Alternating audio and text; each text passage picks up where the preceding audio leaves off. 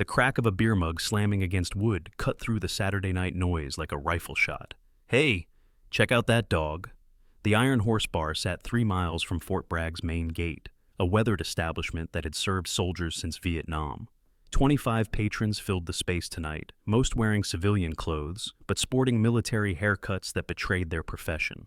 Faded unit patches covered the walls alongside photographs of fallen warriors, their faces frozen in eternal youth beneath glass frames yellowed by decades of cigarette smoke and spilled whiskey.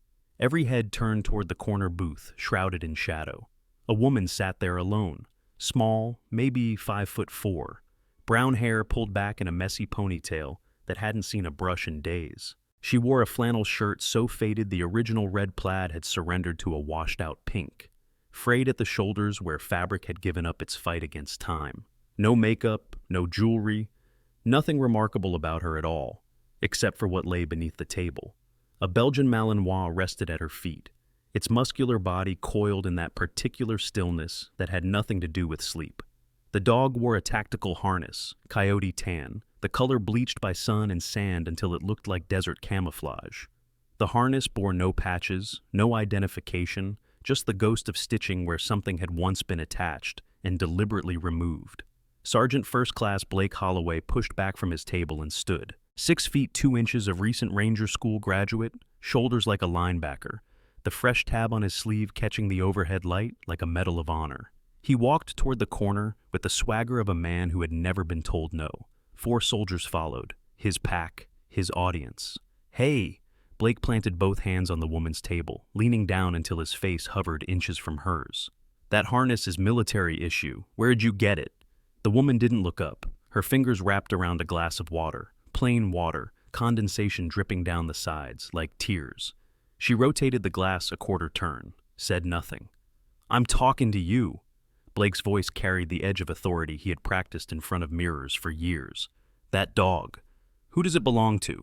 Silence. The Malinois didn't move, not a twitch, but its eyes, 2 pools of liquid darkness that had seen things no civilian dog ever would, locked onto Blake with the precision of a targeting system acquiring a threat. She probably bought it at Army surplus. Staff Sergeant Amber Caldwell stepped up beside Blake, arms crossed over her chest. One of the few women to earn a Ranger tab, she wore her achievement like armor against any suggestion that she didn't belong. Girls these days love playing military dress-up.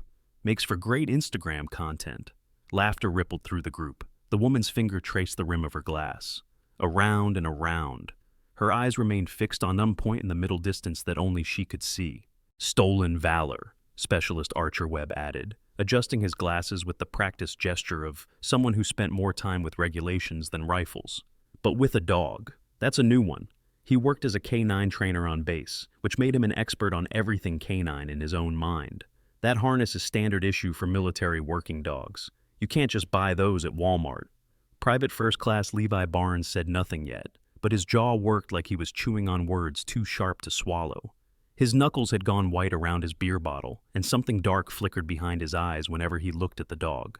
The woman raised her glass, took a single sip, set it down precisely in the water ring it had left on the table. Blake slammed his palm down hard enough to make the glass jump. "Look at me when I'm talking to you." She looked up. Her eyes were gray. Not the soft gray of morning fog, but the cold gray of gunmetal, of storm clouds building over hostile territory, of things that happened in places that didn't exist on any official map. They held Blake's gaze for exactly 2 seconds, then dropped back to her water as if he wasn't worth the effort of a third. In those 2 seconds, something flickered across her face so fast that Blake almost missed it. Not fear, not anger, something else entirely. The expression of someone who had seen so much that one more Ranger with an attitude problem barely registered as background noise. But Blake had never been good at reading subtlety. "Check the dog," he ordered Archer. "You're the expert. Tell us if it's actually trained or just some rescue mutt with fancy accessories." Archer stepped forward with the confidence of a man about to demonstrate his expertise. He positioned himself in front of the Malinois and pointed at the ground. "Sits." The German command came out crisp, textbook perfect. Standard protocol for military working dogs trained in dual language systems. The dog didn't move. "See?" Archer turned back to the group with a triumphant smile. "Not trained. Any real MWD would respond to that command instantly." She probably found this dog at a shelter and bought the harness to make it look important. More laughter. The woman's left hand dropped below the table, resting on her thigh. A small movement, almost invisible. The Malinois sat up straight. Not the gradual rise of a pet responding to a cue, but the sharp, immediate response of an animal operating on military precision. Its spine formed a perfect vertical line, its chest expanded, its eyes never leaving Blake's position. Archer's smile faltered. Hand signals, he muttered, more to himself than anyone else. She's using hand signals. So she watched some YouTube videos. Blake waved dismissively. Doesn't prove anything. I want to see documentation, registration, something that proves she didn't steal a military asset. The bartender emerged from behind the counter. Silas Nguyen, owner of the Iron Horse for 15 years, carried himself with the quiet confidence of a man who had earned his peace the hard way. The Marine Corps eagle, globe, and anchor, tattooed on his forearm, had faded but never disappeared. He walked toward the confrontation with the measured pace of someone who had broken up 1,000 arguments and buried 100 friends. Gentlemen, his voice cut through the tension like a blade through butter. Whatever this is, maybe dial it back a notch. Blake barely glanced at him. Stay out of this, old-timer. This is active duty business. I served 20 years in the Corps before you were born, son. Show some respect. Respect? Blake laughed, turning to face Silas fully. For what? Making drinks? Look, I appreciate your service and all, but you've been out of the game for how long? Things have changed. We're the ones keeping this country safe now. So why don't you go back to pouring whiskey and let the professionals handle this? Silas's jaw tightened, but he held his ground. Beside him, a waitress had stopped with a tray of drinks clutched against her chest. Ivy Blackwood, 23 years old, working her way through nursing school, one shift at a time. She watched the confrontation with wide eyes, her gaze flickering between the aggressive soldiers and the silent woman in the corner. Ma'am? Ivy edged closer to the table, voice barely above a whisper. Do you need me to call someone? The police, or... The woman shook her head once. A small movement, controlled, as if even that simple gesture was rationed. At the bar, an older man in a worn leather jacket set down his whiskey glass. Colonel Solomon Crawford, retired, hadn't worn his uniform in 15 years, but the 82nd Airborne patch still hung in his closet next to 3 Purple Hearts and a Silver Star. He was 70 years old, his hair had gone white, and his knees complained about every change in weather, but his eyes remained sharp as they tracked the scene unfolding across the room. Something about the woman nagged at him, the way she sat, the angle of her shoulders, the particular stillness that had nothing to do with passivity and everything to do with training so deep it had become instinct. He'd seen that stillness before, in places that didn't make the evening news. Captain Cyrus Hartwell sat closer to the action, his JAG Corps insignia catching the light as he looked up from his phone. A military lawyer by trade, he approached every situation like a case to be evaluated, evidence to be weighed, judgment to be rendered. Right now, his assessment came down firmly on the side of skepticism. Let them sort it out, he said to no one in particular. If she's got nothing to hide, she'll prove it. If not, he shrugged, not my problem. Before we continue, if you're enjoying this story, take a second to subscribe and hit that notification bell. We release military stories like this every single week. Stories about the warriors who serve in silence, the heroes who never seek recognition. One click helps us keep telling these stories. Now, let's get back to what happens when Blake Holloway makes the biggest mistake of his career. The confrontation had gathered an audience now. Other patrons turned in their seats, conversations dying as the tension in the corner grew thick enough to cut. A Vietnam veteran named Caleb Morrison, 82 years old with a face like crumpled leather, watched from his regular stool with the patience of a man who had learned long ago that the loudest soldiers rarely had the most impressive records. Blake was enjoying the attention. He could feel the eyes on him, the weight of expectation from his squad, the opportunity to assert dominance in front of an audience. This was what leadership looked like, taking charge, demanding accountability, showing these civilians and these retired has-beens what real military bearing meant. Last chance, he said, leaning closer to the woman. Show me something that proves this dog is yours, or I'm calling the MPS and reporting a stolen military asset. That's a federal crime. You could do real time. The woman's finger stopped tracing her glass. For a long moment, she sat motionless, her breathing so controlled it was barely visible. Then she tilted her head slightly, regarding Blake with an expression that a more perceptive man might have recognized as pity. "The dog is mine." 4 words. The first she'd spoken since entering the bar an hour ago. Her voice was low, calm, with a slight rasp that suggested disuse, like an instrument that hadn't been played in months. "Oh, it speaks." Blake's mockery drew laughs from his squad. "And I'm supposed to just take your word for it? Come on, sweetheart. I've got 11 weeks of ranger training and 3 years active duty. You think I can't spot a fake when I see one?" Levi Barnes finally stepped forward, his patience snapping like a worn guitar string. His face had gone red, and his voice cracked with emotion that ran deeper than simple harassment. "My brother died in Syria," he said, the words tumbling out jagged and raw. "K9 handler, Sergeant Nathan Barnes. He gave his life protecting people like you, and you have the nerve to walk in here wearing his unit's gear like a costume." The woman's composure flickered for the first time, just a fraction of a second. A shadow passed across her gray eyes like clouds racing across a battlefield sky. Then it was gone, replaced by that impenetrable stillness. "I'm sorry for your loss," she said quietly. "Don't."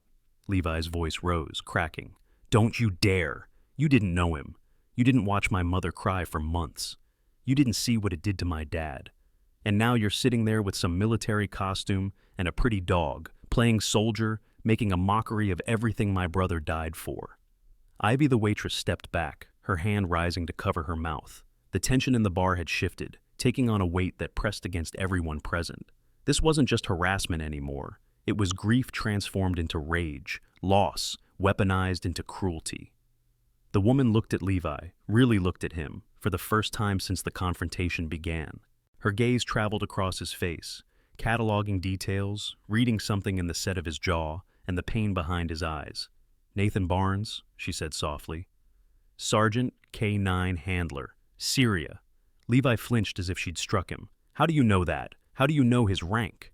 "Everyone knows about Syria," Blake cut in, grabbing control of the conversation again. "It was all over the news. She probably Googled military dogs before coming here, setting up her little con." But something had changed in the room. The woman's eyes hadn't left Levi's face, and there was something in her expression that didn't match the accusation of stolen valor. Something that looked almost like recognition, almost like sorrow. The dog, Ghost, made a sound low in its throat. Not quite a growl, not quite a whine, something in between. A sound that seemed to match the emotion flickering across the woman's face. "Enough psychology," Amber said, stepping forward with her phone raised. "I'm going to find out what's really going on here." She began typing rapidly. "K9 handler tattoos, unit markings. If she's fake, I'll prove it in 60 seconds. The woman returned her attention to her water glass. Around and around, her finger traced the rim, the movement hypnotic in its precision. Her other hand rested on Ghost's head, fingers buried in the fur behind his ears, in a gesture that seemed less like petting and more like anchoring. Colonel Crawford watched from the bar, his whiskey forgotten. The nagging sensation had grown stronger, coalescing into something that felt like memory, trying to surface through murky water. He'd sat in briefing rooms. He'd read classified reports. He'd seen photographs of operators whose faces were never meant to be known. Something about this woman, but the memory wouldn't come, not yet. "Here we go," Amber's voice rang with triumph. "K9 handler markings. Standard military working dog handler tattoos include unit designation, the dog's tactical name, and deployment dates, usually on the forearm or shoulder. So," she looked up at the woman with a predator's smile. "Roll up your sleeves. Let's see what you've got." The woman didn't move. "That's what I thought." Amber turned to play to the crowd. "Nothing, because she's nothing. Just another wannabe trying to ride on the sacrifices of real soldiers." "Stand up." Blake's patience had evaporated. He reached down and grabbed the woman's arm, his fingers closing around her wrist like a vice. "I said stand up!" Ghost exploded into motion, not to attack, not to bite, but to interpose his body between the woman and the threat. He rose in a single fluid movement, positioning himself precisely at 45 degrees to her left, his body forming a barrier that would force Blake to go through him to reach her. His teeth were visible now, white against black gums, and the growl that emerged from his chest was the sound of ancient warnings, of wolves defending their pack, of something primal and absolutely serious. Blake released her arm and stepped back, his bravado cracking for the first time. "Control your dog." "Easy, boy." 2 words. The same low voice, but with an undertone of authority that hadn't been there before. A command voice. The kind that got forged in places where hesitation meant death and second-guessing got people killed. Ghost stopped growling. He didn't relax, didn't stand down, but the immediate threat display subsided into watchful readiness. His eyes never left Blake. "That's impressive training," Archer admitted reluctantly, "but it doesn't prove anything. She could have hired a professional trainer. Lots of civilians do that with rescue dogs." A professional trainer. The woman's lips curved slightly, not quite a smile, more like the ghost of one. Sure. She stood slowly, rising from the booth with the fluid grace of someone whose body had been trained to move efficiently, economically, without wasted motion. Even standing, she barely reached Blake's shoulder. She looked fragile, breakable, the kind of woman who should be scared surrounded by hostile soldiers in a dim bar. But she didn't look scared. She looked like someone who had been in far worse situations than this, and had walked out of all of them. "I'm going to get some water from the bar," she said calmly. "My dog will come with me. We're not looking for trouble." She took a step forward. Blake blocked her path, his chest thrust out, using his size as a weapon. "You're not going anywhere until we sort this out. You've got military gear, a military-trained dog, and no explanation. That's suspicious, and I intend to get to the bottom of it." The woman stopped. She stood perhaps 3 feet from Blake, looking up at him with those gunmetal gray eyes. Close enough that he could see the fine lines at their corners, the marks of years spent squinting against desert sun and strategic necessity. Close enough to notice, if he'd been paying attention, that her hands hung loose at her sides in a ready position that had nothing to do with submission. "Move," she said quietly. "Make me." It was the kind of response Blake had used 100 times. The kind that usually worked, because most people backed down when confronted with his size and his rank and his ranger tab. Most people looked at him and saw a threat too big to challenge, but the woman just looked at him with those gray eyes, and for a moment, something shifted in the air between them. Something that felt like the pressure drop before a storm, like the silence before artillery, like the held breath before a mission that could go either way. Then she stepped around him. It happened so fast that no one saw exactly how. One moment she was standing in front of Blake, the next she was beside him, then past him, moving toward the bar with Ghost at her perfect 45-degree position. She hadn't touched him, hadn't pushed him, hadn't done anything that could be called aggressive. She'd simply flowed around him like water around a rock. Blake spun, his face reddening. No one had ever done that to him. No one had ever made him look foolish in front of his squad, in front of witnesses, in front of the whole bar. His ranger tab felt like it was burning on his sleeve. "Hey!" He surged after her, grabbing her shoulder. "I said you're not going anywhere." The woman's reaction was instant and invisible at the same time. She rotated slightly, her shoulder dipping just enough that Blake's grip slid off like water off waxed canvas. An escape artist move, the kind taught in Syria training, the kind that most people never had reason to learn. Blake grabbed again, catching her flannel sleeve. This time she didn't evade. She stopped, her back to him, Ghost already turning to assess the threat. "You should let go," she said. "Or what? You'll sick your fake military dog on me?" Blake laughed, looking back at his squad for support. "This I gotta see." At the bar, Colonel Crawford had risen from his stool. Something had clicked in his memory now, triggered by the way she'd moved, the way she'd evaded without seeming to evade. He'd seen that technique before, not in standard training, not in regular briefings, in classified footage. "Son," his voice cut across the room, carrying the authority of decades of command. "I'd recommend you release that woman," Blake scoffed. "With all due respect, sir, you're not in the chain of command anymore. This is between me and now." The single word landed like a judge's gavel. Something in the colonel's tone made Blake hesitate. Not for long, just a second, but long enough for Silas behind the bar to reach for his phone, for Ivy to back away toward the kitchen, for Captain Hartwell to finally set aside his own phone and pay attention. But then Amber spoke up, her voice dripping with contempt. "Oh, come on. Are we really going to let some old-timer tell us what to do? Look at her." She gestured at the woman with disgust. "She's nobody. She's nothing. Probably picked up that dog from a pound and bought the harness online. The whole thing is pathetic." Levi moved closer, his grief transformed into something uglier. "My brother died. Real soldiers die.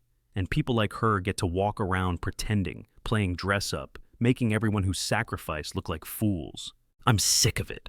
The woman turned to face them all, Her back was to the bar now, Ghost positioned at her side like a furry shadow with teeth.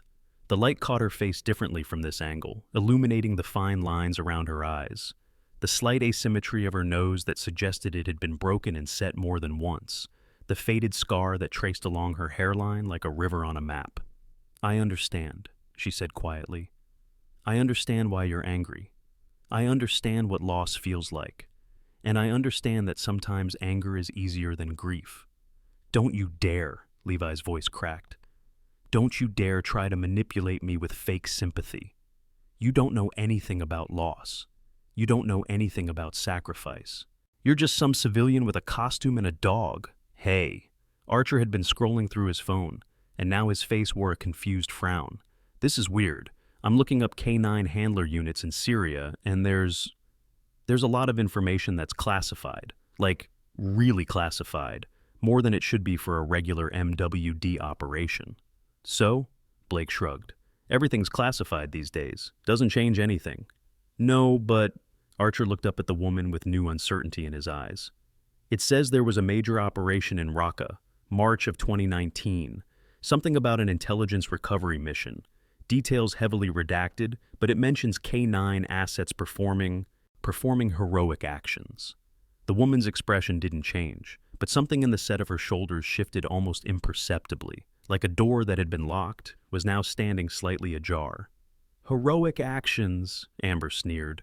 "For a dog. How noble.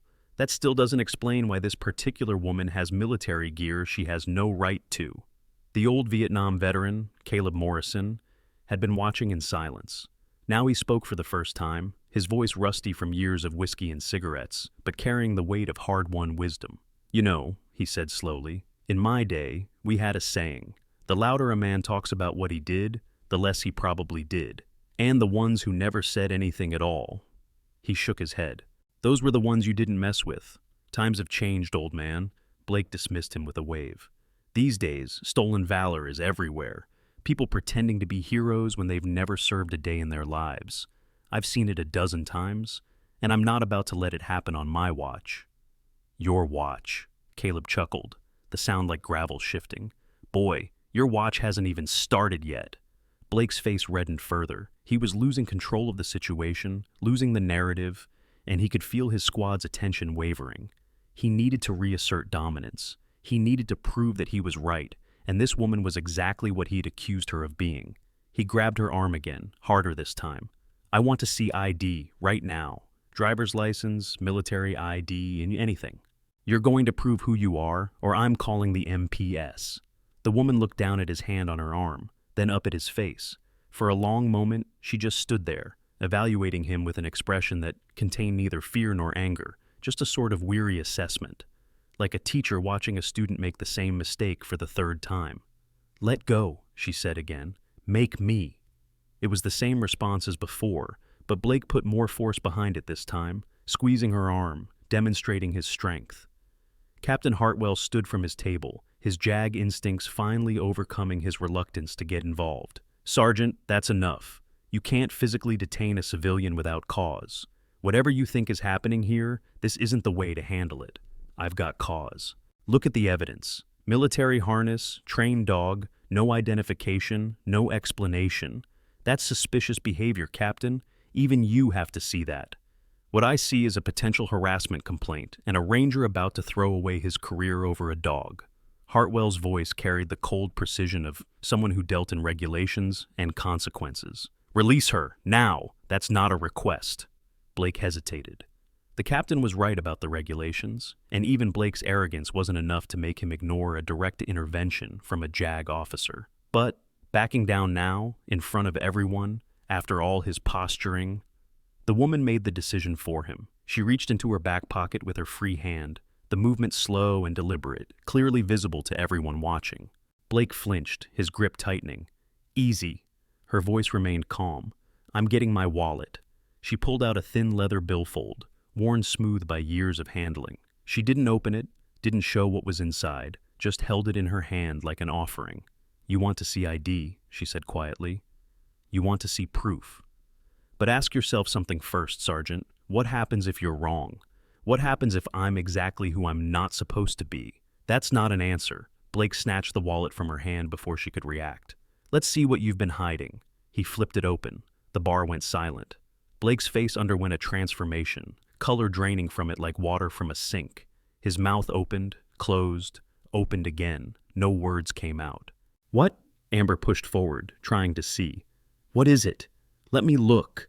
Blake's hand was shaking. He held the wallet open, and even from a distance, those closest could see the glint of something metallic. The crisp edges of something official.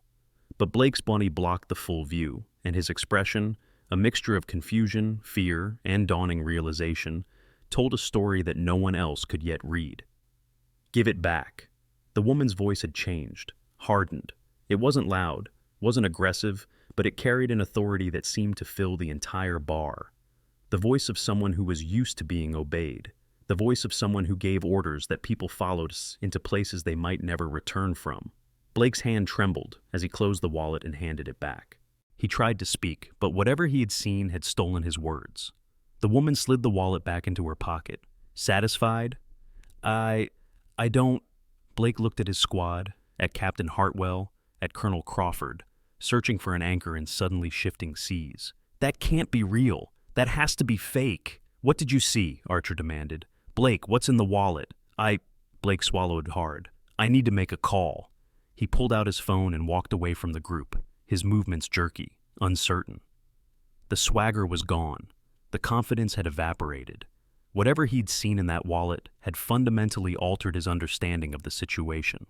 The woman watched him go, then turned back to the bar. She nodded once to Silas. Could I get that water now? Silas filled a glass with shaking hands. Something had shifted in the bar, something everyone could feel but no one could yet name. The woman accepted the water with a quiet thank you and took a single sip.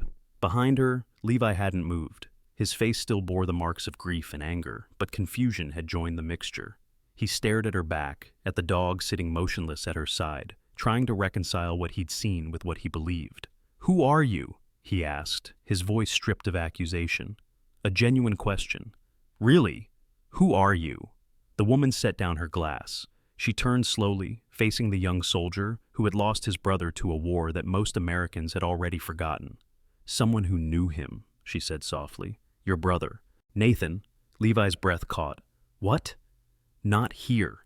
She glanced around the bar, at the phones that had appeared in several hands, at the eyes watching from every direction. Not like this. No. Levi stepped closer, his voice rising. No, you don't get to drop something like that and then just walk away. How did you know Nathan? How do you know his name? What happened to him? The woman's gray eyes held sorrow now, deep and genuine and impossible to fake. He was brave, she said quietly. He was kind. He told terrible jokes at the worst possible times, and he loved that dog more than anything else in the world. What dog? Levi's confusion deepened. Nathan didn't have a dog. He was a handler, but his MWD was killed in action 6 months before he stopped. His eyes dropped to the Malinois sitting at the woman's feet. Ghost looked back at him with those dark, ancient eyes. No, Levi whispered. That's not possible. Shepard's dog died. It was in the casualty report. The dog was killed in action alongside my brother. Reports can say a lot of things, the woman replied, especially classified reports.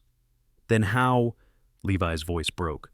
How is he here? How are you here? What really happened in Syria? Colonel Crawford had moved closer during the exchange, close enough now to hear every word.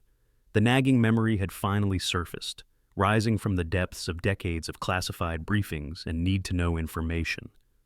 Operation Silent Thunder, he said quietly.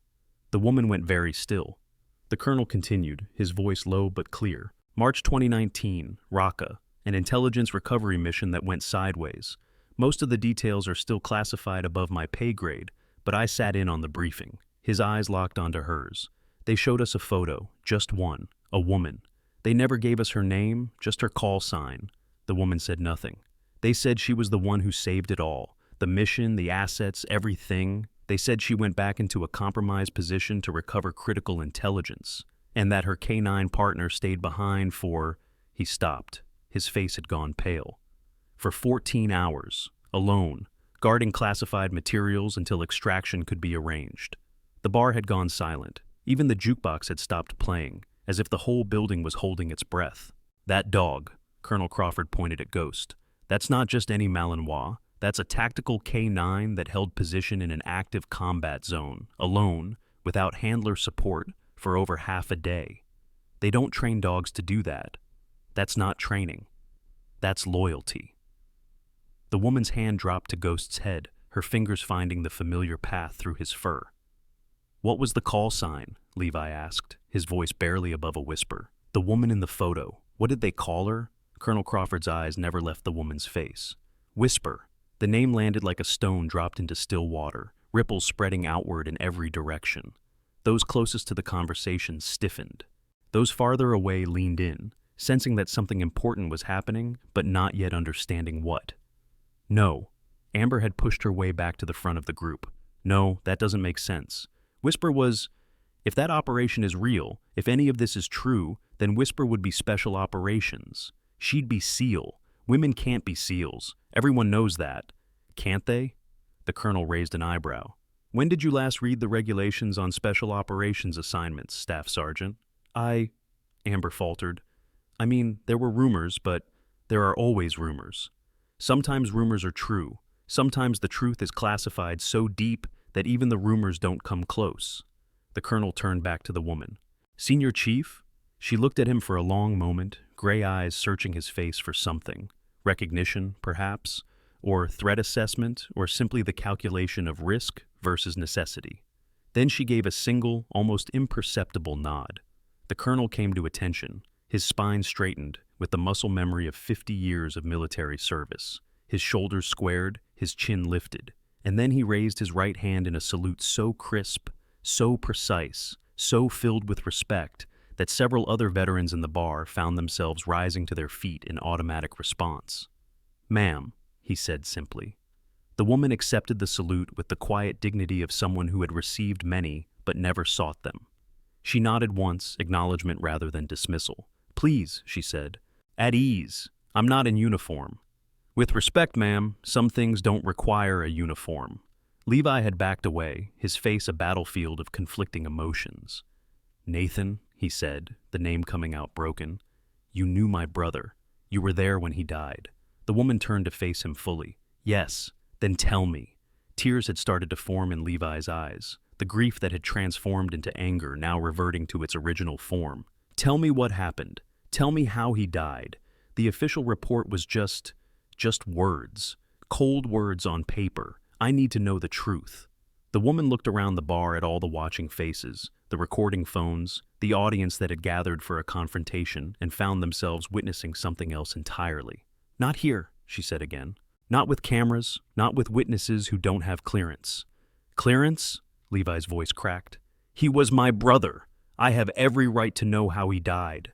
"You have every right to know," she agreed quietly. "But the people watching don't, and the moment someone puts this on social media, things get complicated in ways you can't imagine." She reached out and touched his shoulder, a gentle contact that seemed to surprise both of them. "Come with me. There's a back room. We can talk there." Silas nodded from behind the bar. "VIP room in the back. It's private. Sound doesn't carry." Levi hesitated, looking at his squad mates, at Blake, who still stood apart, making phone calls with shaking hands, at the colonel and captain, who watched with expressions of dawning understanding. "Go," Amber said, her voice stripped of its earlier contempt. Whatever she had pieced together from the fragments of information floating through the air had drained the mockery from her. "Go hear what she has to say. We'll wait."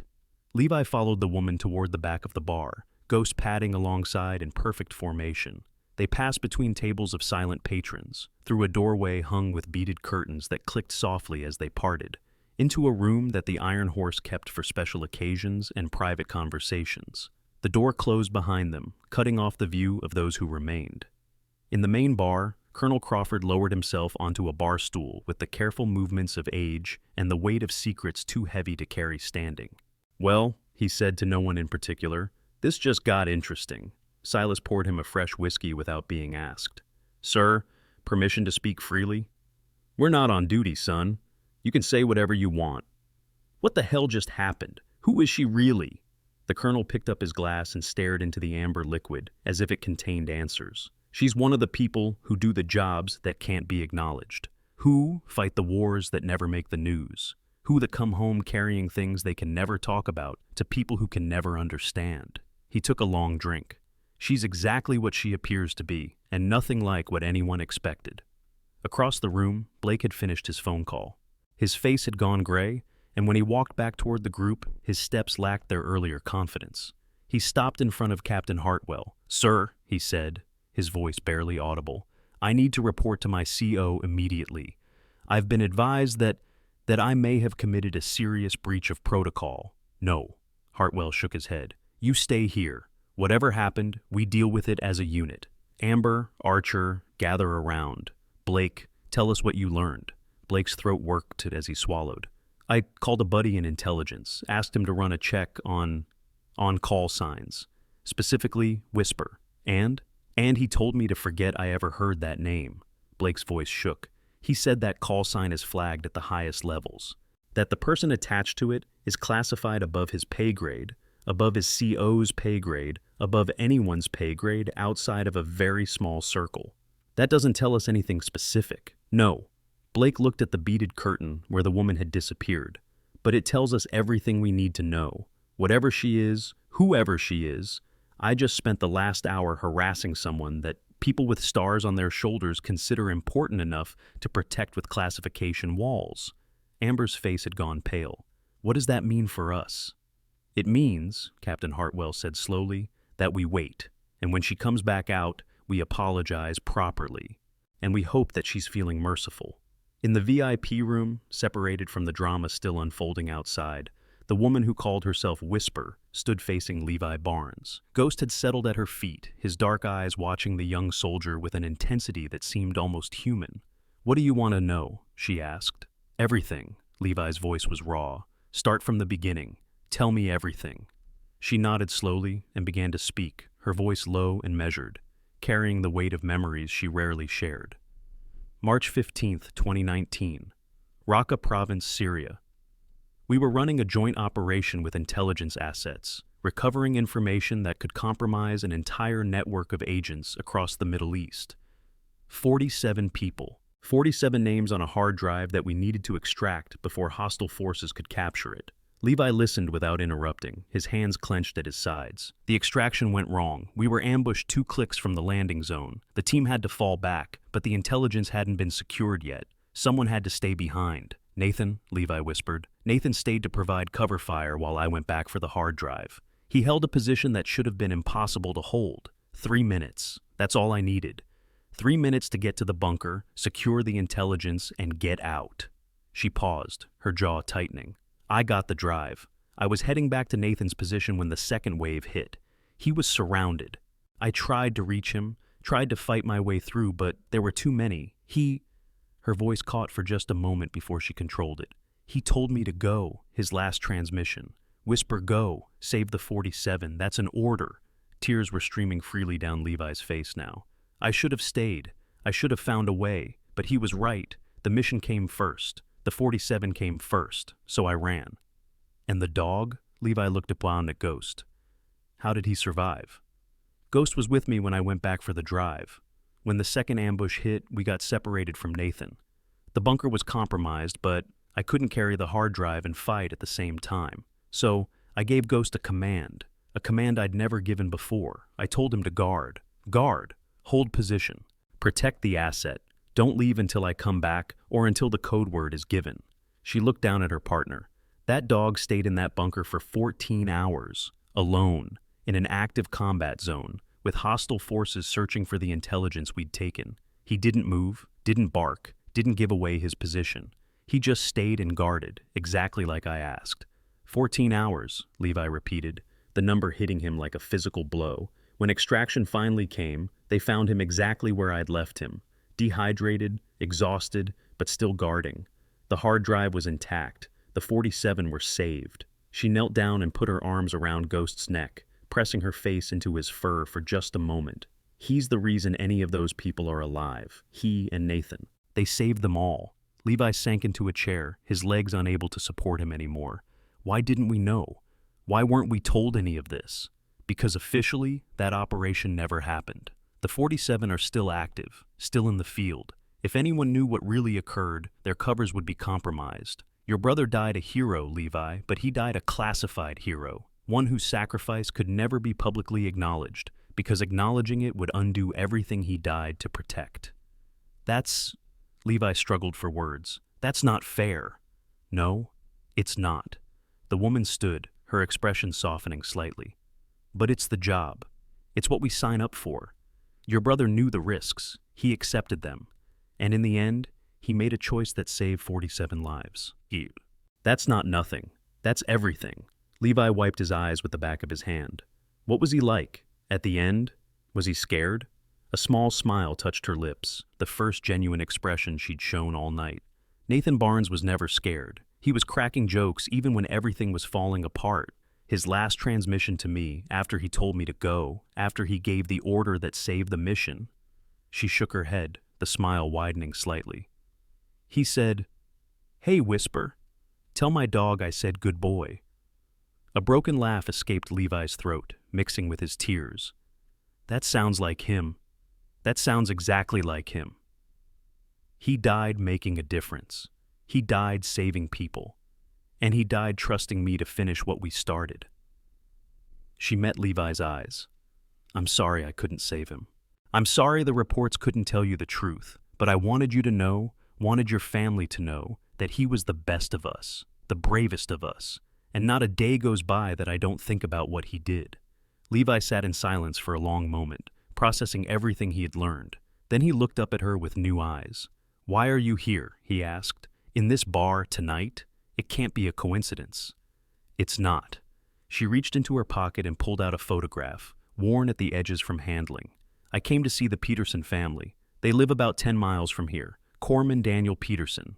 He died the same day as Nathan, during the extraction. I visit the families when I can.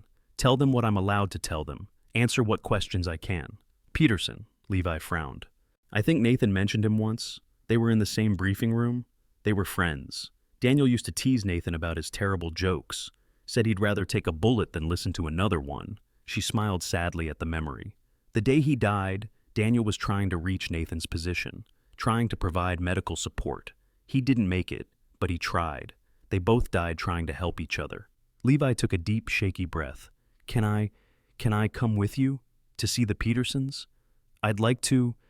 I don't know. I feel like I should be there. The woman studied him for a moment.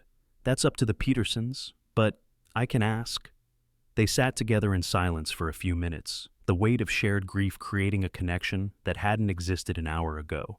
Ghost had moved to sit beside Levi, pressing against his leg in that way dogs do when they sense someone needs comfort. He's warm, Levi said, running his hand over Ghost's head. I expected him to feel different, harder somehow. He's just a dog, she replied. A highly trained dog who's been through things most dogs never experience, but still just a dog. He likes bacon and hates baths and gets excited when he sees squirrels. She shrugged. The training makes him special, but at the end of the day, he just wants to be loved. Like all of us, Levi murmured. Like all of us. A knock came at the door. Ivy's voice, hesitant. Ma'am, you're, the colonel? He says there's a situation developing outside. More people have arrived. The woman exchanged a glance with Levi. We should go see what's happening. They emerged from the VIP room to find the Iron Horse transformed.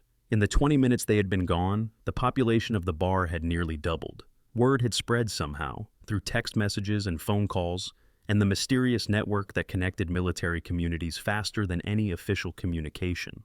People stood against the walls, sat in hastily arranged chairs, crowded around the bar. Some wore unit patches that Levi recognized. Others wore civilian clothes, but had the look of veterans who had seen combat. And at the center of it all, standing at attention in a loose formation, were Blake, Amber, Archer, and half a dozen other Rangers who had arrived in their absence. Colonel Crawford stepped forward as she entered. Senior Chief, he said formally, it seems your identity has become somewhat widely known. These soldiers have something they'd like to say. Blake stepped out of the formation first. His face was pale but determined, and when he spoke, his voice carried none of the arrogance that had filled it earlier. Ma'am, Senior Chief Petty Officer Thornton. He swallowed hard.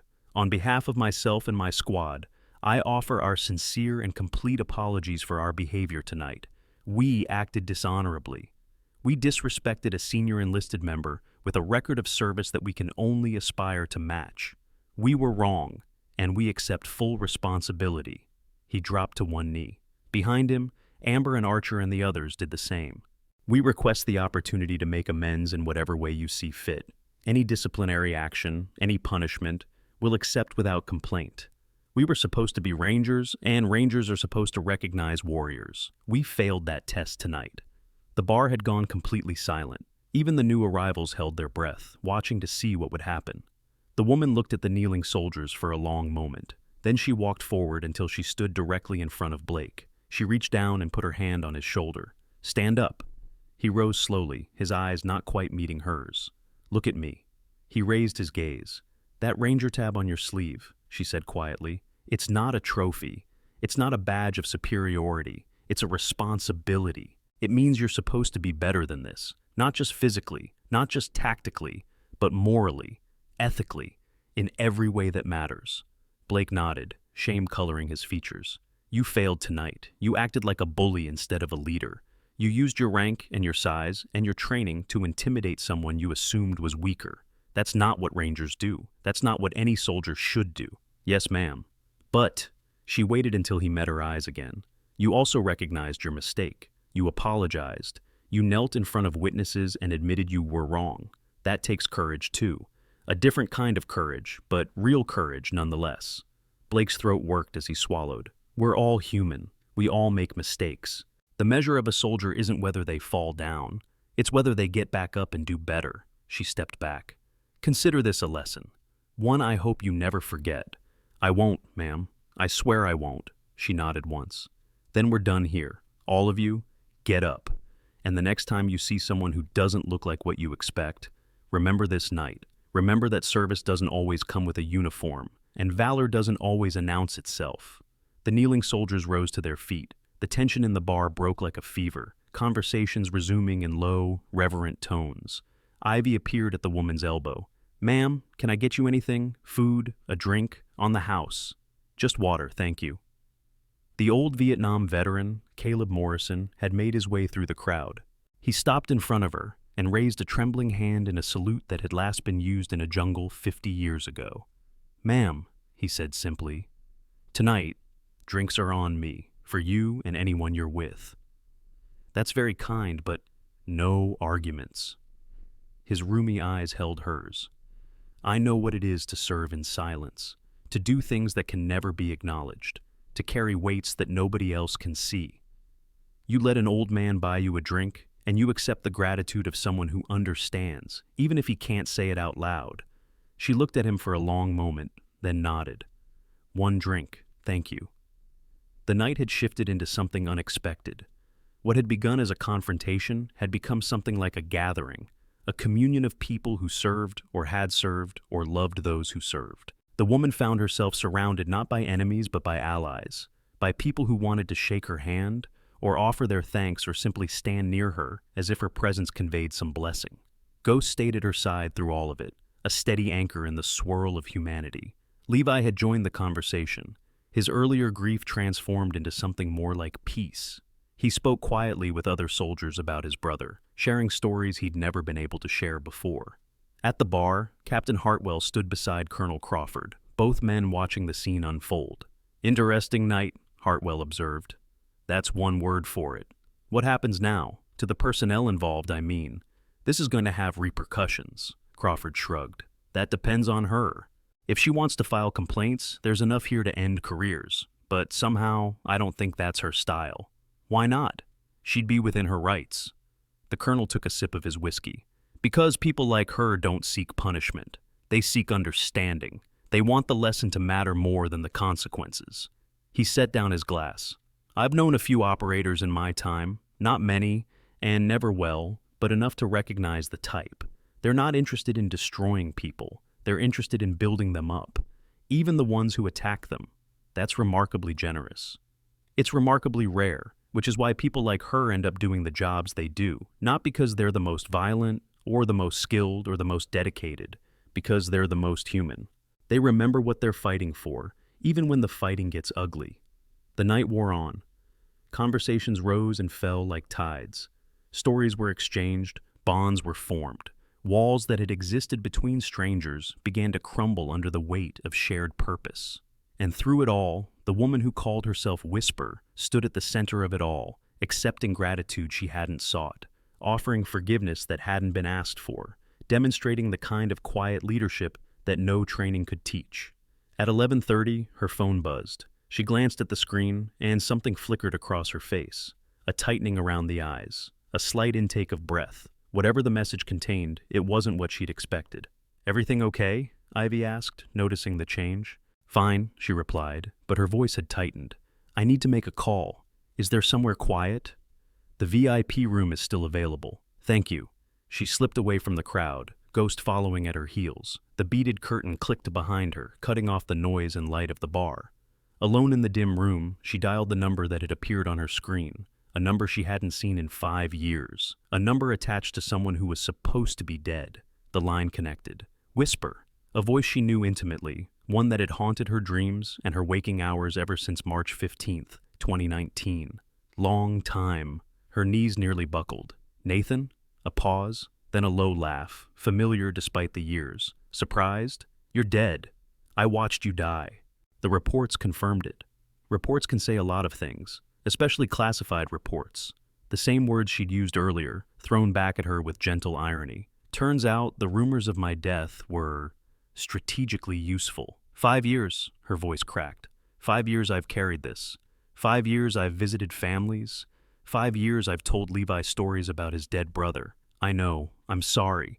I couldn't reach out. Not until now. The operation required complete silence, complete commitment. But the operation is over now, and there's something you need to know. Ghost had pressed against her legs, sensing her distress. She reached down and gripped his fur, anchoring herself. "What?" "Ghost's litter mate. Remember Phantom? The other pup from that litter we trained together? Of course I remember. She's still in Syria, Sector 7. The network we built, it's still running, but it's compromised. They need an extraction, and they need it now. 47 assets, Whisper, just like before, and this time they need both of us." She closed her eyes. The weight of 5 years pressed down on her shoulders, the grief she'd carried, the guilt she'd shouldered, the missions she'd run trying to honor a dead man's memory, and now that dead man was on the phone, asking her to do it all again. "Whisper?" Nathan's voice softened. "Are you there?" "I'm here. I know this is a lot.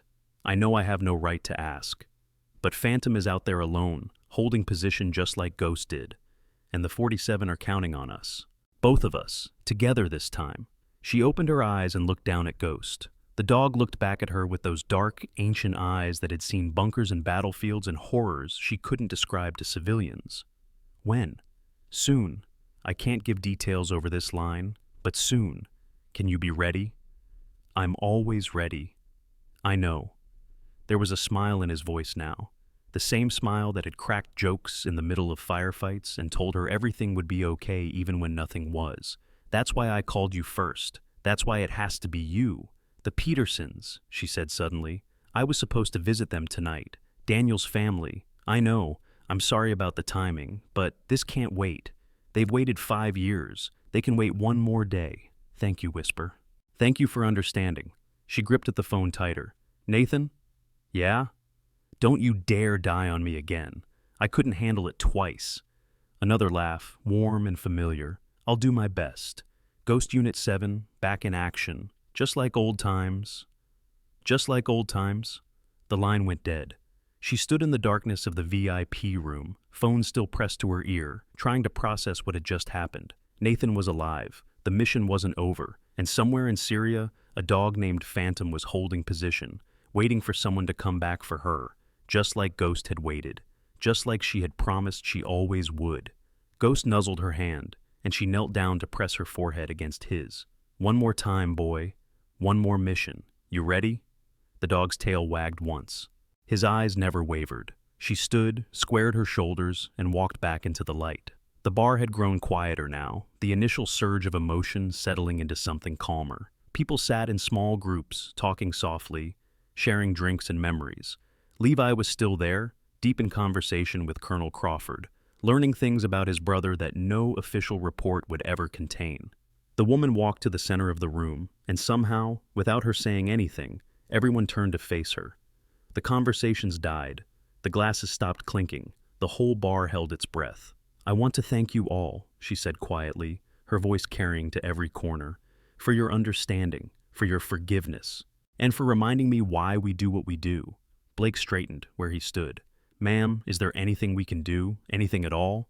She looked at him, at the tab on his sleeve, at the shame and determination that warred in his expression. "Yes, there is. When you go back to base tomorrow, I want you to remember this night, not as an embarrassment, but as a lesson. And I want you to pass that lesson on. Teach your squad, teach your unit, teach everyone who will listen that service doesn't always look like what we expect, and warriors don't always announce themselves." "Yes, ma'am. And one more thing," she turned to Levi. "Your brother was the best K9 handler I ever worked with. He loved that dog more than anything, and the dog loved him back. That's what got us through Syria. Not training, not equipment, love." Levi nodded, tears glistening in his eyes again. "Stay in touch," she continued. "All of you. Because this world needs more people who understand what really matters. Not rank, not glory, not recognition. Just doing the right thing, even when no one's watching, even when it costs everything." She reached down and touched Ghost's head. "Especially when it costs everything." Colonel Crawford raised his glass. "To those who serve in silence." "To those who serve in silence," the bar echoed back. She nodded once, accepting the toast, accepting the respect, accepting the weight that came with being the kind of person she was. Then she turned and walked toward the back door, Ghost at her side, ready to disappear into the night and answer the call that only she could answer. At the door, she paused and looked back one final time. "Remember," she said softly, her words carrying across the silent room, "the loudest warriors are rarely the greatest, and the greatest warriors are often the ones you never see at all." The door opened, the night swallowed her whole, and in the bar called the Iron Horse, 25 soldiers and veterans and civilians sat in silence, contemplating the woman who had just changed all their lives and wondering if they would ever see her again. The back door of the Iron Horse opened onto a gravel parking lot lit by a single flickering sodium lamp. The night air hit her face like a splash of cold water, carrying the scent of pine trees and distant rain. Ghost padded beside her, his claws clicking softly against the stones as they walked toward the shadows at the edge of the lot. She didn't make it far. "Wait!"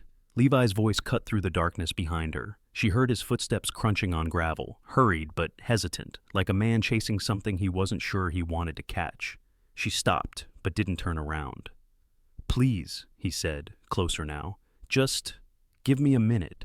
She turned slowly. Levi stood 10 feet away, silhouetted against the light spilling from the bar's windows. His shoulders were hunched, his hands shoved deep in his pockets, his face a map of emotions too complex to read in the dim light. "You're leaving?" he said. It wasn't a question. "I have to. The phone call. Something happened." She studied him for a long moment. This young man who had attacked her with grief-fueled rage just hours ago, who had accused her of dishonoring his brother's memory, who had stood at the center of a confrontation that could have ended very differently. "Something happened," she confirmed. Is it about Nathan? About what really happened in Syria?" She said nothing. Levi stepped closer, his voice dropping to barely above a whisper. "I saw your face when you came back from that room. Something changed. You looked like you'd seen a ghost." The irony of his word choice wasn't lost on her. She glanced down at Ghost, who sat motionless at her side, watching Levi with those ancient knowing eyes. "I can't tell you," she said finally. "Not yet. Maybe not ever. But I need you to trust me when I say that your brother's sacrifice meant something. It still means something, and the story isn't over yet." "What does that mean?" "It means..." She paused, choosing her words carefully. "It means that sometimes the people we think we've lost aren't as lost as we believed, and sometimes the missions we think are finished are just beginning." Levi's breath caught. "Are you saying..." "I'm not saying anything." She cut him off gently but firmly. "I'm asking you to wait, to be patient, and to be ready, because when the time comes, you might have a role to play in all of this." "A role? What kind of role?" "The kind your brother would have wanted you to play. She reached out and gripped his shoulder, the same gesture of connection she'd offered in the VIP room. You came here tonight full of anger and pain. You left understanding something you didn't understand before. That's growth, Levi. That's exactly what Nathan would have wanted for you. Tears glistened in his eyes again, but he didn't look away. I spent 5 years hating the world for taking him.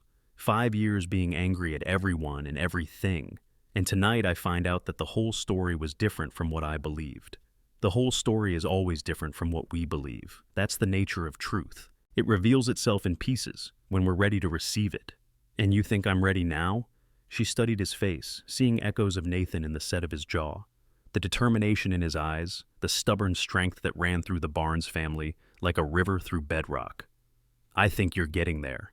The back door of the bar opened again, spilling light and sound into the parking lot. Colonel Crawford emerged, his leather jacket pulled tight against the night chill, his white hair catching the glow from the sodium lamp. "Senior Chief," he called out, "a word before you disappear." She nodded to Levi. "Go back inside, stay warm, and remember what I told you." Levi hesitated, then nodded slowly. He walked past Crawford with a respectful nod, disappearing through the door and leaving the two veterans alone in the darkness.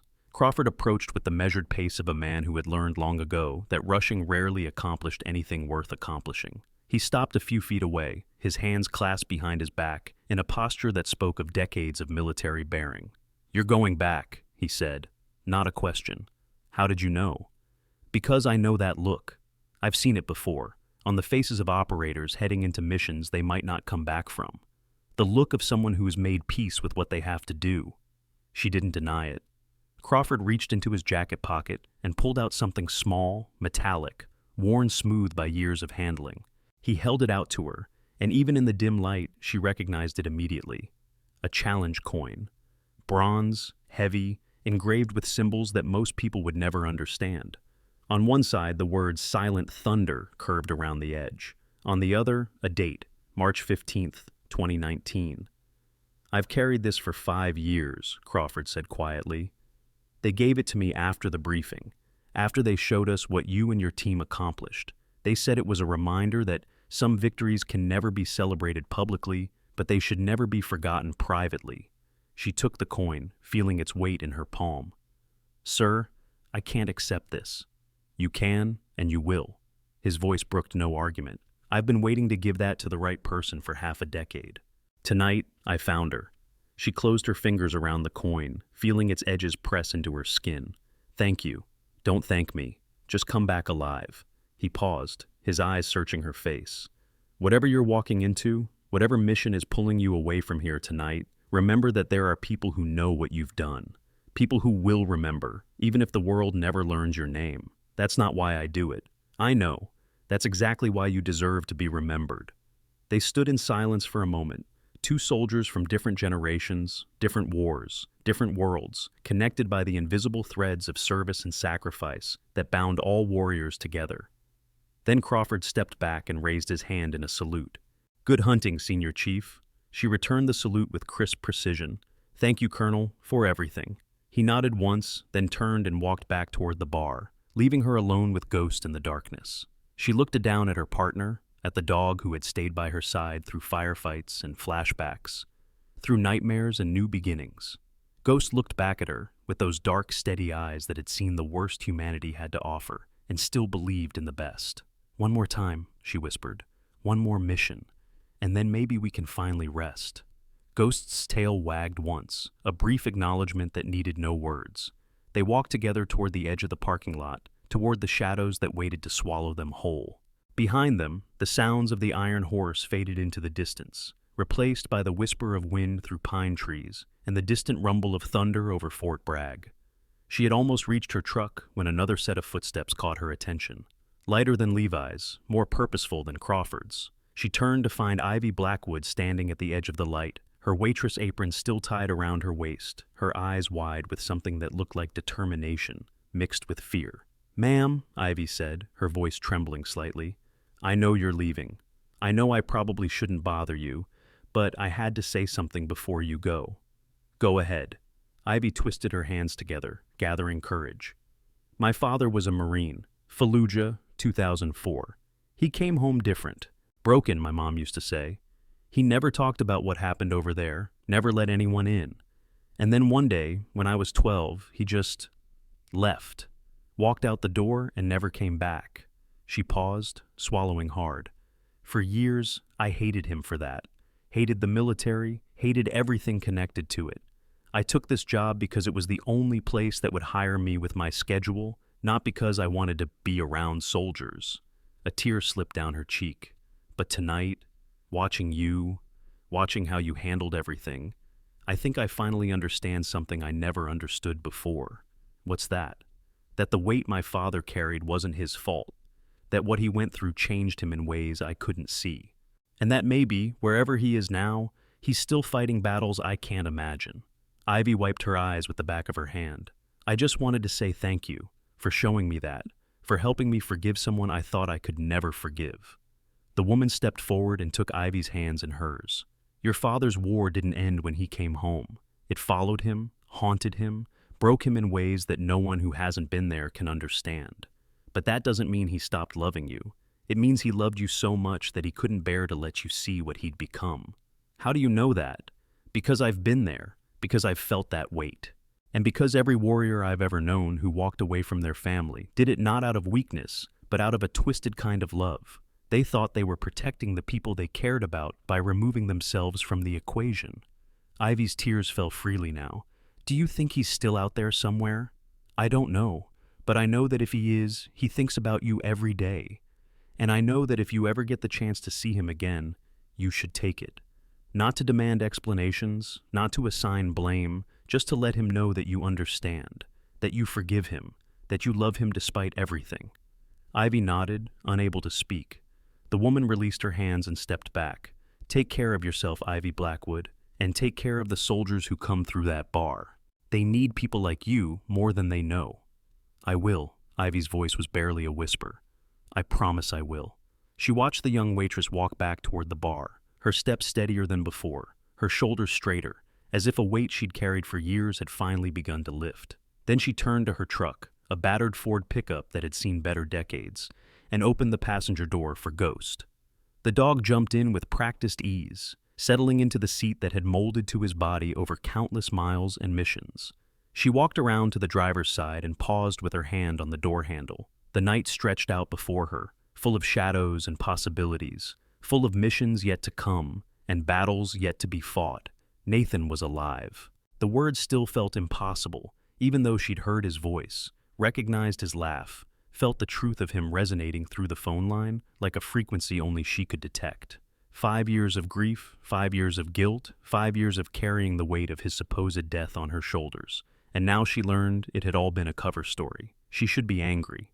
Part of her was angry, a hot ember burning in her chest that demanded answers, explanations, justifications for the pain she'd endured. But larger than the anger was something else, something that felt remarkably like hope. Nathan was alive, and somewhere in Syria, a dog named Phantom was waiting. She climbed into the truck and started the engine. The old Ford coughed twice before settling into its familiar rumble, a sound that had become as comforting as a heartbeat over the years. Ghost pressed his nose against the window, watching the bar recede in the side mirror as she pulled out of the parking lot.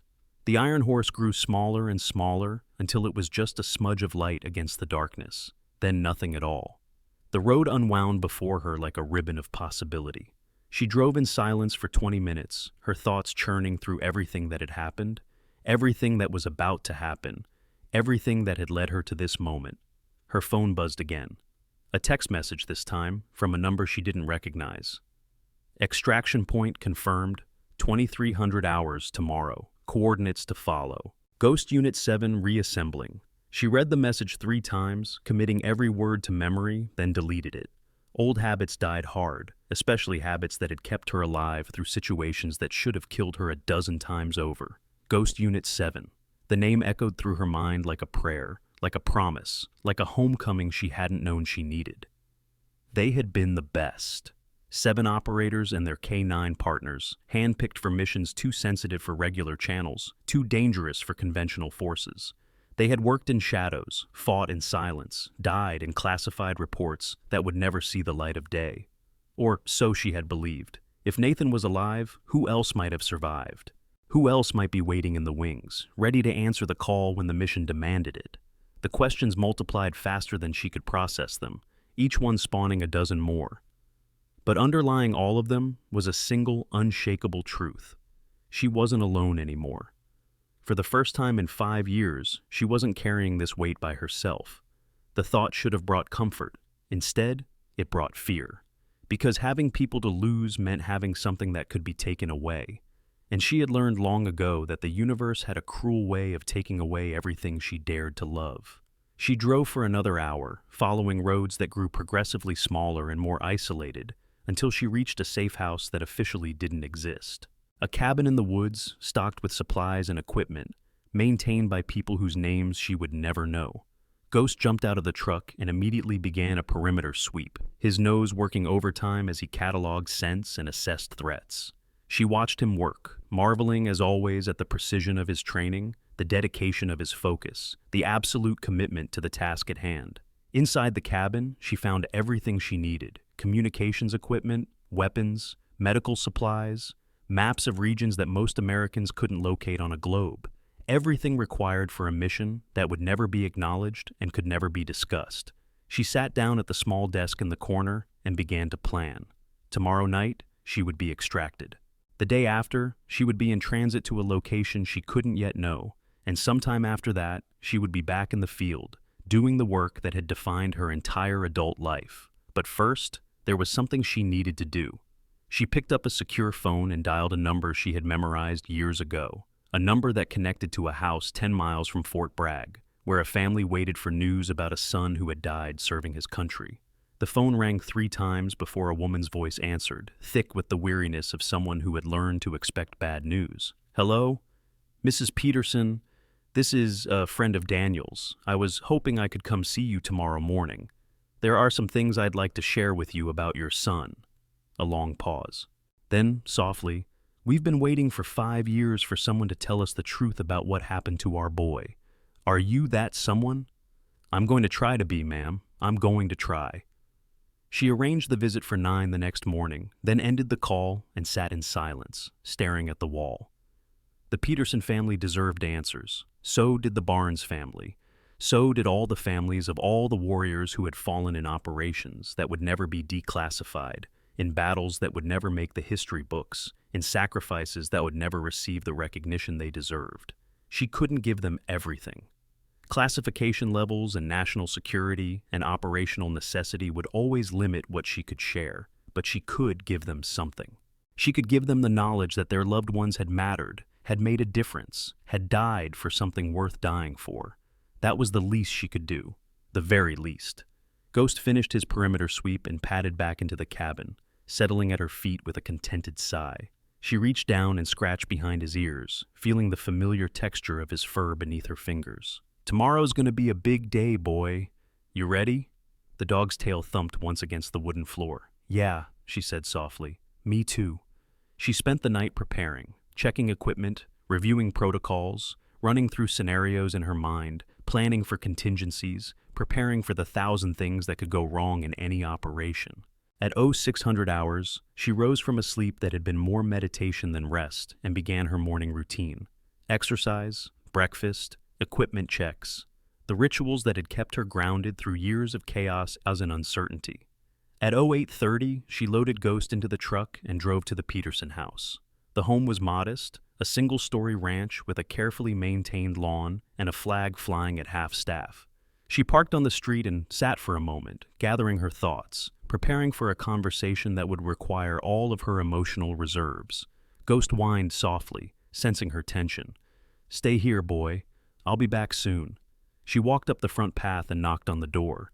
Footsteps approached from inside, and then the door swung open to reveal a woman in her 60s, gray-haired and careworn, but with eyes that still held a spark of strength. "Mrs. Peterson? You must be the woman who called last night. Please come in." The house was filled with photographs. Daniel at graduation, Daniel in uniform, Daniel with his squad, his arm around a buddy whose face she recognized from 1,000 shared missions. Mr. Peterson rose from a chair in the living room, extending a hand that trembled slightly. "Thank you for coming. We've had visitors before, military types who spoke in generalities and left us with more questions than answers. We're hoping you can do better. I'll do my best, sir. She sat with them for 2 hours, sharing what she could, withholding what she must, painting a picture of their son's final days that was truthful without being complete. She told them about his courage, his humor, his dedication to his teammates. She told them about the mission without telling them the mission's purpose. She told them about his final moments without telling them the classified context that had led to those moments. And when she finished, when Mrs. Peterson was crying and Mr. Peterson was gripping her hand like a lifeline, she told them one more thing. Your son didn't die in vain. The work he did, the sacrifice he made, it saved lives. Many lives. People are walking around today, going to work, raising families, living normal lives because of what Daniel did. They don't know his name. They don't know he existed. But they're alive because he chose to put himself between them and the darkness. That's... Mrs. Peterson wiped her eyes.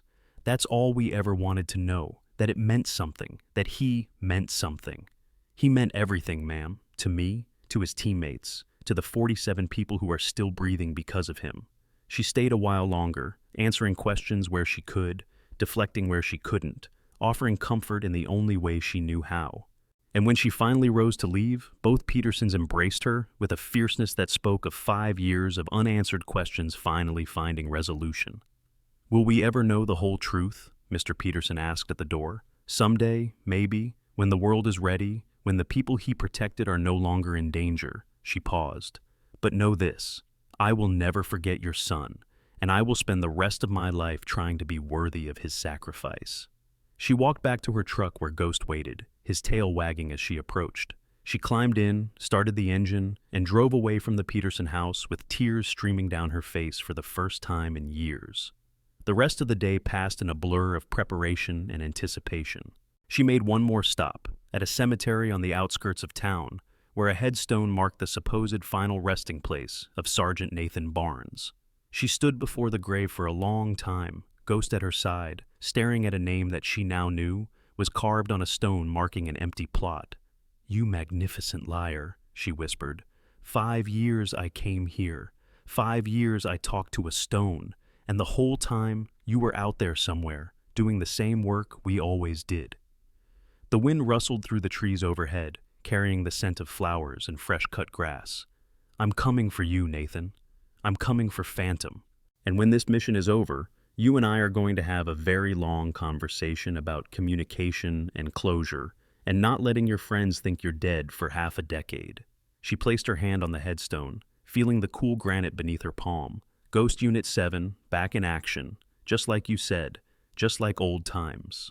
Then she turned and walked away, leaving the empty grave behind, heading toward a future that had just become infinitely more complicated and infinitely more hopeful. At 2200 hours, she stood at the extraction point, a clearing in the woods 15 miles from any road. Ghost sat at her side, alert and ready, his ears swiveling to catch sounds that human hearing couldn't detect. The helicopter came in low and fast, running without lights, its rotors barely audible until it was almost on top of them. It touched down in the clearing, and a door slid open to reveal a figure silhouetted against the dim interior lighting. A figure she recognized immediately. Nathan Barnes stepped out of the helicopter, older than she remembered, with new scars on his face and new weight in his eyes, but unmistakably alive.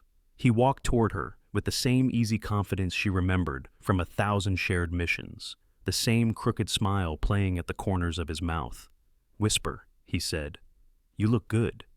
You look dead, she replied, or at least you're supposed to. He laughed, the same warm laugh she remembered from Syria, from training sessions, from long nights of planning operations that would never be acknowledged. Yeah, well, reports of my death were greatly exaggerated. Turns out being dead is a great cover for the kind of work I've been doing, which is deep cover. So deep that even the people who sent me didn't know where I was most of the time. But that's over now. The mission's changed, and I need my partner back. He looked down at Ghost, who had risen to his feet at Nathan's approach, tail wagging with a recognition that transcended the 5 years of separation. Hey, boy, Nathan said softly, kneeling to let Ghost sniff his hand. Remember me? Ghost's answer was to press his head against Nathan's chest, a gesture of affection that the dog rarely showed to anyone. I think that's a yes, she observed. Nathan stood, his hand still resting on Ghost's head. We've got a lot to catch up on, a lot I need to explain, but first, we've got a job to do. Phantom's waiting, and she's been holding position for too long already. How long? 3 days. Same situation as Ghost, back in Raqqa. Critical intel, compromised location, K9 asset refusing to abandon the objective. His jaw tightened. She's running out of time. She looked at the helicopter, at the shadows inside where other figures waited, at the darkness that promised danger and purpose and everything she had been missing for 5 years. Ghost Unit 7, she said quietly. Who else made it? More than you'd think. Less than I'd hoped, but enough. Enough to do what needs to be done. She nodded slowly, feeling the weight of the challenge coin in her pocket, the weight of 5 years of grief transforming into something else entirely. Then let's go get our dog. She climbed into the helicopter, Ghost jumping in beside her. Nathan followed, sliding the door closed behind them. The aircraft lifted off, banking hard toward the east, toward Syria, toward a mission that would never be acknowledged and could never be discussed. But as the helicopter climbed into the night sky, as the lights of Fort Bragg faded into the distance below, she allowed herself a moment of something she hadn't felt in years, hope. Because Nathan was alive, because Ghost Unit 7 was reassembling, because somewhere in the darkness, a dog named Phantom was waiting for someone to come back for her. And Hazel Whisper Thornton had never left a partner behind, not once, not ever. The helicopter disappeared into the clouds, carrying its passengers toward a future that only they could see. And in the bar called the Iron Horse, in the homes of the Peterson and Barnes families, in the hearts of everyone who had witnessed what happened that night, a story was already beginning to spread. A story about a woman who walked in silence, a dog who guarded in darkness, and a love that transcended death, classification, and every barrier that the world could throw in its path.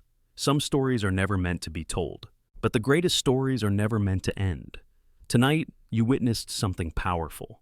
A woman walked into a bar with nothing but a dog and a glass of water. She endured mockery, accusations, and disrespect from people who thought they knew everything about service and sacrifice. And in the end, she taught them all a lesson they will carry for the rest of their lives. The truth is simple but profound. The loudest voices rarely belong to the greatest warriors. Real strength does not announce itself, real courage does not seek applause, and real heroes often walk among us wearing flannel shirts and carrying wounds we cannot see. Hazel Thornton never asked for recognition. Ghosts never needed medals. They served in silence because that is what true service looks like. Not for glory, not for praise, but because someone had to stand in the darkness so others could live in the light. So the next time you meet someone who seems ordinary, remember this story. Remember that the quiet woman in the corner might have saved 47 lives.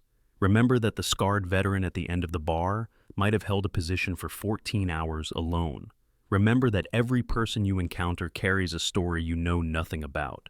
If this story moved you, do 3 things right now. First, subscribe and hit that notification bell so you never miss another story like this. Second, share this video with someone who needs to hear it. And third, the next time you see a veteran, a first responder, or anyone who serves in silence, simply say thank you. 2 words.